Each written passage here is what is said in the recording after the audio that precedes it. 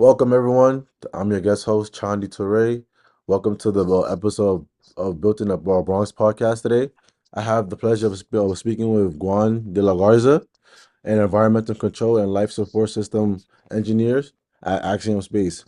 From building the first commercial space station to pioneering student-led initiatives at Rice University, Juan is shaping the future of space exploration. Thank you, Juan, for coming into the Built in the Bronx podcast. Today, how are you feeling? I'm feeling great, man. It's a pleasure to be here. Thank you so much for inviting me on. I'm so excited to talk about all things space and education and all kinds of things today. Thank you. I appreciate it. And what's going on in Axiom Space? So many exciting things, man. Yeah, I'm so excited to talk about it. The only thing I wanted to say before I say anything else is Mm, that everything I say today is obviously, my opinion as an engineer and as a student. mm, Well, fresh out student. I've been working for almost 3 years now. all And I'm right. not speaking on the behalf of the company, but just that's Okay, just to no to keep problem, no me problem. to keep me working. Yeah. I get that, I But get yeah, no, that. there's so many exciting things. I mean, Axiom is just one example of it right now with the space industry, right? There's just Hmm. so many things from launch providers to satellites being developed around the world to now space stations that are trying to be made, right? It's a crazy time. Wow. Wow. So, my first question for you today is, what sparked your passion for space exploration and engineering? That's a great question. Yeah. Mm, I get this question often, and I always I smile and I laugh a little bit because I always think it's a very childish reason that I hmm have. hmm I don't know if you guys remember 2000, I want to say it was 2016, at least around there. Uh-huh. It was the first time that SpaceX had landed their Falcon 9 rocket and made it Okay. reusable. Oh, wow. I think it was around that time that it was the first time that the SpaceX achieved that. And I remember watching it, and it was shortly after Interstellar had also come out. So I think it was Interstellar as a movie that came out in like 2014, and then Hmm. this, the Falcon 9 landing, and made it, making that same rocket able to be refueled and reused later happened in such a close, maybe like two Time, years time. apart. Yeah. Yeah, and then coincidentally, when I was at a time that I was in high school, right? I was in high school Mm, between 2014 and 2018, hmm and thinking about what do I want to do, after high school, what do I want to study? And I had wanted to be an architect at first because I wasn't even too familiar what engineering was. All right. Um, and then Interstellar kind of like made me aware of like, oh wow, like all those people are engineers in that movie, right? And like they're getting to do all this cool space stuff. And then, that just sparked my interest, and I just did my own research after that. Oh, Going on wow. the internet, what's engineering, what does SpaceX do, what is space engineering, like what does that even look like? Um, and that's why I say it's kind of childish because it came out Hmm. of a movie, I and then mean, like literally what SpaceX is doing, but it was powerful, man. It was very, motivating. ooh, I like the fact how you talked about how like after watching the movie, how it sparked your interest, and you started like researching, learning more about the about engineering and space. Okay. Absolutely, yeah. My second question was, many students dream of working in the space industry, but don't know where to start. What advice do you have for someone looking to break into the field? I love that, man. That's a great Mm, question. hmm So, I'll speak a little bit about how I got into the space industry and the obstacles that I faced and kind of the solutions that I found to go around that, right? And then I'll lead from there into like some advice that I have. Yeah, I think it's very important to understand like how different every single person's experience can be, right? Yeah. Um, so like I mentioned, Interstellar, SpaceX, I was in high school. What do I do? I want to go to do space. Okay. I applied to a bunch of universities, right? Yeah. Um, I was lucky enough to get accepted into Rice University in Houston, Texas. hmm And the main reason I chose that university was because it was in Houston. hmm It had such close ties to NASA, JSC, right here in Johnson Space Center. We call it Houston Space City for a reason, right? Oh yeah. And so at that point, it was almost a no-brainer. I wanted to come to Houston. But even then, it was super, super hard to get into the industry. I mean, I was applying to countless of internships during like, the summers between freshman and sophomore year of college, Yeah. sophomore, junior, etc. And I didn't get accepted into a single one. Oh wow. I I never got a single aerospace related internship at all. What I did do though, this is, advice point number one, I guess, is it's really easy to get tunnel visioned into titles and labels and, what the internship is telling you that you'll be. Yeah. For the most part, really, a lot of these labels that you see on like career websites, right, are just for organizational purposes, and it helps the Hmm. HR team hire students. Yeah. From my experience, at least, that's what I've seen. And so, what you tend to see is a lot of students, myself included, right, Hmm. looking at internship applications and seeing, oh, so they're asking for this student to have at least 1 year of experience, 2 years of experience, a certain amount of hands-on experience with hardware or whatever, Yeah. project experience, right? Or maybe it's like something more specific, like environmental control life support, right? It's what I Yeah. do. Somebody may, read that and think, oh, I need to be a biology major to do that. Oh, I need to know about chemistry or about like life support stuff. And the answer is absolutely no. Oh You really? know, Wow. environmental control life support encompasses so much more. I can get into that, in a bit later, but that was just a clear example for me to describe how easy it is to avoid certain opportunities, right? And so I ended up getting, I did do 3 internships during college, but they were completely unrelated. They were construction related, actually. And so my point with advice number one there is that even if you don't land your dream internship, you don't find the right label or the right title, right? Like if you want to be an aerospace engineer and you don't get an aerospace engineering internship, that's okay. Go look for other stuff. Just don't waste your time, right? Whether anything that could be closely related, the better. But even if it's not, right, you learn a lot of skills that are transferable to these future jobs. Um, a good example that I've seen, I mean, like I have tons of coworkers that at one point or not worked in the service industry, right? Hmm. Name a few, right? Like Chick-fil-A, Whataburger, Burger Uh-huh. King, at the gym at their university, right? Yeah. And that taught you how to work in a team, that taught you how to work with people that are sometimes difficult to work with. Yeah. Um, and that's a big aspect of your interview, like when you're applying to jobs, like I mean, picture it yourself. Like if you're hiring somebody, do you want to Hmm. hire someone who's hard to work with and very difficult to get along with? Probably not, right? Nah. No, no, no. It No, might no, just cause no. more problems than help you Yeah. out. So Brings a lot of problems, more difficulties into the group. yeah, I mean, yeah, it just it makes everything so much harder. And so your soft skills are ne it's never too late to work on your soft skills, and it's never a waste of Communications, time to patience. improve it. Exactly. Hmm. Absolutely. And I can't tell you, we're talking about space um, jobs and space industry. Hmm. There's so many different kinds of jobs in the space industry, right? Like not Yeah. everything is just engineering. Hmm. You have space law, the economy of space, right? There's actually more economies being created all the time with different markets being created, like space mining and cleaning up the low Earth orbit. Those are all different Oh markets, essentially, wow. right? Um, there's also space doctors. I mean, how does the human body change when it's in gravity for a long time, right? There's universities and programs that focus specifically on that. There's jobs there too, right? Space Hmm. food. I mean, I can go on forever. Oh Space wow. photography, space artist. There's a lot Space of different types of artists. jobs. Yeah, Oh yeah. wow. Actually, Many the different fields. I never knew that. so many, yeah. The It's some, I always like to bring up this one example because it's kind of recent. uh-huh. And she's just an amazing person. If you guys look up Dr. Sean Proctor, Sian, last name Proctor, Proctor. I believe I spelled that right. Uh-huh. She was one of the astronauts on Inspiration 4. That was a mission that SpaceX flew up on their Dragon capsule. Uh-huh.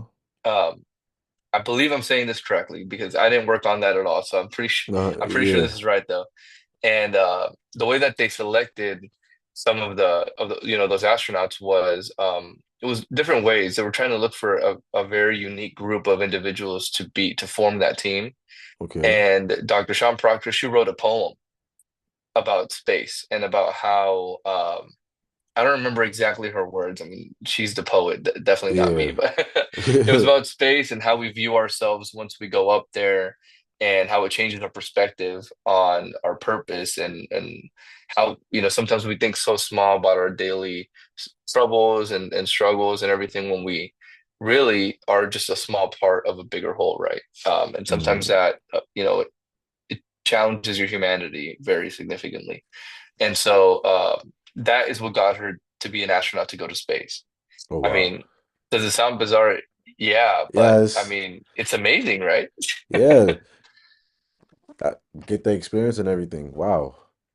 So it's like what you Yeah, said, like absolutely. different fields of it. It's like similar to like IT and CIS, you have different fields, data Oh yeah. analyst, business analyst. So speaking about space, space artist, space fool, space doctor, that's actually like shocking. I never knew about that. Thank you. Yeah, absolutely. It's I didn't know it myself, right? Eh, It was only until I got in the industry that I started finding all of this out and branching out and meeting a lot of people outside of Hmm. my company that I found out what really is out there. Oh, okay. You also mentioned about how applying. I'm like in a similar situation right now. I have no type of internship background, but I've been applying a lot on like LinkedIn's and other Yeah. platforms. But yeah, I will keep on applying. Hopefully I get something. Cross fingers. But yeah. That's Next the question. Oh, what was that? sorry, no, I You was go, just you go, gonna you go, you say go, go, go, go ahead, Marcel. I'm sorry. you're good, man. No, I was just My, gonna say that's the right path forward, right? For like anybody is having those doubts or any um, you know, I say doubt a lot because there's what's that term when we're in college and we think that we're not good enough for where we are. um, uh, It's a very popular term nowadays. It's yeah. like Oh. I forgot the word. I know you're talking about when you see a bunch of people that look really better than you, but yeah, I mean, it's I, really at the end of the day, it's self-doubt, right? The yeah, problem there is that a lack of confidence in yourself and just by always comparing yourself, yes, yes, imposter yes, syndrome. yes, yes, yeah, Yeah, we all go through it, right? Like, I yeah. mean, you can look at CEOs, you can look at business leaders, people that talk publicly all the time. They, as confident as they may seem, They all been they through it. struggled through a lot, right? Mm, I think that the main difference there, and especially because we're talking about space related things, mm, um, is that not to quote John F. Kennedy, but we really don't do it because it's easy. We do it because it's hard, right? That was yeah, part of JFK's speech before we went to the moon. Um, and that was a very powerful message because I think that going through college with my own imposter syndrome and struggling through, you know, tens and then 20, 30, 40 rejection letters, after over a few years, I would really question it. And then start to think, well, what if space isn't for me? Like maybe it's just too hard to get in. mm, Um, the the important part was to remind myself that I like a challenge and I want to succeed and do great things, and I don't. That's the reason why it's hard. It's because it's not easy, right? mm, Um, I think that that was really powerful for people to just remind themselves that that's why they're in college because they're pushing themselves to go and be better, right? Than better themselves every day, right? Because at the end of yeah, the day, you're really competing against yourself, right? Nobody yeah, else. yeah. You gotta keep on going. Can't give up. Exactly. Another question. If you could give your younger self an advice, one piece of advice, what would it be? Yeah, that's a great question. There's so many things. Not exactly regrets, right? Because there's a lot of things that you go through that you feel like you needed to have gone through. Um, I think that the one piece of advice I would give myself is that this sounds cliche because a lot of people say it, but it's about flexibility, right? Hmm. The Sometimes you have this thing that you think is your dream, and you think, oh my God, like for me, right? It was propulsion. Yeah, So I started off at Rice University as a freshman, wanting to be a mechanical engineer, yeah. and I saw everybody that was in space, um, I would do my research, right? Oh, like that guy's job looks cool. I want to have his job in like 10, 15 years. Oh, she is doing amazing things. I want to have her job in like 10, 15 years. And I would see, okay, what did they study? How did they prepare to get there, right? And I kept seeing mechanical engineering, aerospace engineering, mechanical, master's in mechanical, PhD in physics or whatever. And I was like, Mm-hmm. man, I should study mechanical engineering, right? Um, and a lot of these internship applications, like I was mentioning earlier, those Yeah. keywords say mechanical and aerospace, mechanical, aerospace.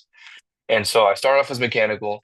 After my freshman year, I think it was the spring semester of my freshman year, Mm-hmm. I was suffering so much through like these uh what are they called? MATLAB classes. Yeah, I yeah. will tell you one thing, man, I am the worst at coding, at programming, like MATLAB, the way that it was taught to me, the way that I understand things, it just would not work. It would Well, not man, vibe. yo, you're not alone. You're not alone, man. Java be killing me. Java, Python, all these It's a coding struggle, language. dude. It's a struggle. Stressing, man. It definitely is, man. And I would see that as being like such a, I loved everything else in mechanical engineering. It was just those that were killing me. And so I was suffering a lot. And then at the same time, the mechanical engineering degree plan at Rice at the time had a concentration for aerospace. But spring semester of my freshman year, they were doing away with it. They were replacing it and making it more general about thermodynamic concentration. And that just, it was like the cherry on top. I was like, no, man, Mm. I'm sorry. And I was having, so much more fun in like my chemistry classes and organic chemistry that I was like, you know what? We could do chemical engineering in space. There's Okay. going to be less amount of jobs for that. I was assuming, right? Because Mm-hmm. everything else was mechanical, but I Yeah. took the risk.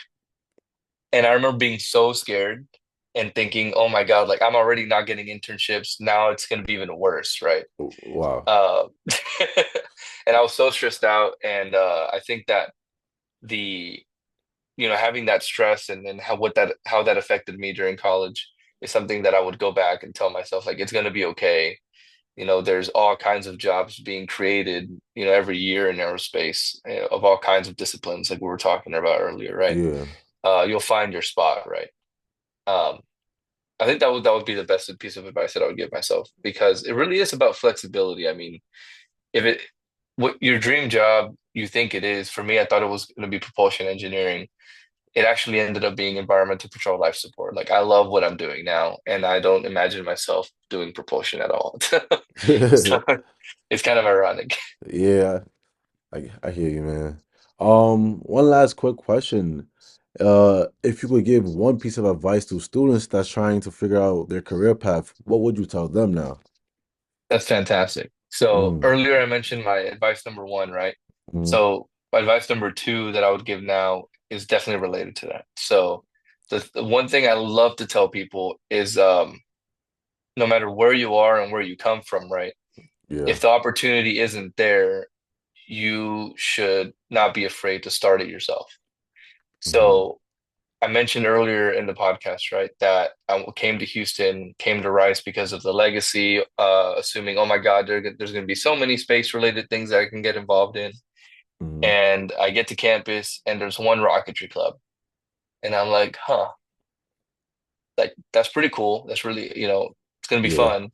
But that's it, right? Like just for like Yeah. Rice being in Houston, like, is there anything more to get involved with like, I don't know, there's satellites, there's like all this other stuff we talked about with medicine and research. Yeah. And I got very disappointed, right? I was like, wow, like there's no conferences to go to, student conferences. And so I said, you know what? Like, I'm not going to wait for somebody to go create the opportunity for me, right? Yeah. Um, I got together with some of the other students that shared the same passions that I did. We started this club called, well, we didn't start the organization, but we started a chapter called Yeah. SEDS, SEDS, Students for the Exploration and Development of Space.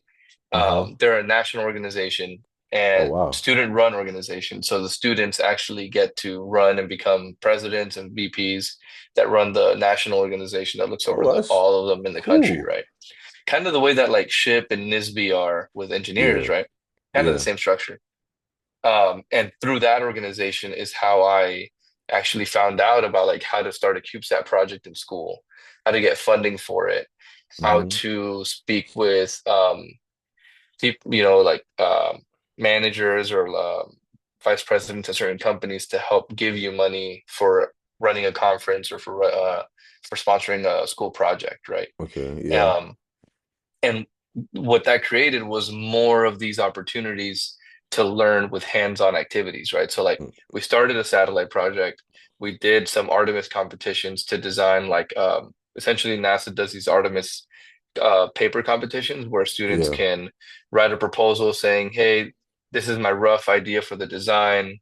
It looks like this, it does this," and then NASA chooses certain winners, and then you get money to go build a prototype. Um, and so through that, I got the opportunity to do a lot more hands-on things than the rocketry actually would have even given me in the first place by just sticking to what was there, Yeah. right? So, I mean, this piece of advice I think goes to anybody. I mean, if you're a student wanting to do med school, right, wanting to go do med school after undergrad, and you don't have access to, I don't know, a club already on campus for students wanting to go that are pre-med, right? Start it Yes. yourself. Go ask questions. Ask your um what do they call them at the universities now? Like your counselors Faculty. at the university, faculty. Faculty. Yeah. No. Ask questions because odds are that you're not the only one that's looking for that, right? Yeah. Trying to get more opportunities. Yeah. Yeah. And Yes, then sir. I've also found that if you're the one that's creating those opportunities, not only are you gonna, get access to them, but it also shows leadership and initiative to Yeah. say, hey, this person not only, is a go-getter and goes and looks for what they want, but they also have now worked with people of all kinds because they don't get to Mm-hmm. choose who signs up for their stuff, right? Mm-hmm. um, and conflicts of interest. And, odds are you'll probably work with money at some point by doing that. Mm-hmm. Um, and it just helps you in so many ways. I think that becomes very exciting. And then it also gives you a little bit of an entrepreneurial spirit Yes. because I'm assuming, you're passionate about what you want to start. And so it Yeah. shows that um, with, if you're following your own passion, you're way more willing to put in the hours and the hard work and go through all of the struggles and obstacles that it takes to start something Putting the new. work And in. yeah, Taking putting the in the taking the work. risk and taking the risk. And not a lot of people like would start their own club. They'll probably be scared, but basically you're saying take the risk. If you want something, go get it. Nobody's gonna help you Absolutely. get it. So you gotta get it on your own. And which Exactly. that's what a lot of students are doing nowadays at Lehman. For example, there's a group called the beauty pageant group. There was not a lot of any beauty pageants or anything, but they wanted like the girls wanted to show out how public Oh, speaking. fantastic. So they went to multiple faculty advisors. Multiple said no, no, no, until they found that one person that said yes, and now they have the faculty the group, and then a lot of students are joining. You see? Yeah. That's another amazing example. So Yeah, you gotta go get it, man. You gotta if you can't just sit down, wait for somebody to hand things to you. You can't not nothing is handed in this life. You gotta go get it. absolutely. I love how you mentioned, how it just took one, right? Yes. And sometimes we forget that, right? Like we forget that it really just takes one lucky day, one lucky email to reach somebody, one success to make the world of a difference. Yes. There's gonna be many no's, but that one yes is gonna be that look that's gonna help your future for real. Absolutely. All right. We're about to be at the end of the show. Thank you for coming to the show. Are there any projects you want to shout out on how can students even reach out to you? Can reach out to you? Yeah, absolutely. So I didn't get a I talked a lot about, different things with education and school and everything. If you Mm-hmm. guys want to learn more about what we do at Axiom Space, what I do at Axiom, we mentioned that I'm an environmental control and life support systems engineer. There's a lot Mm-hmm. involved with that, since Axiom Space is building the first commercial space station. That's the team that I work on. Mm-hmm. We're also designing and making the spacesuits that the NASA astronauts are going to Oh wear when they wow. go back to the moon. Oh, I actually seen Um, a video about that. yeah, we're collaborating with Prada. That's Oh, well, I actually it's seen a pretty video cool. about that.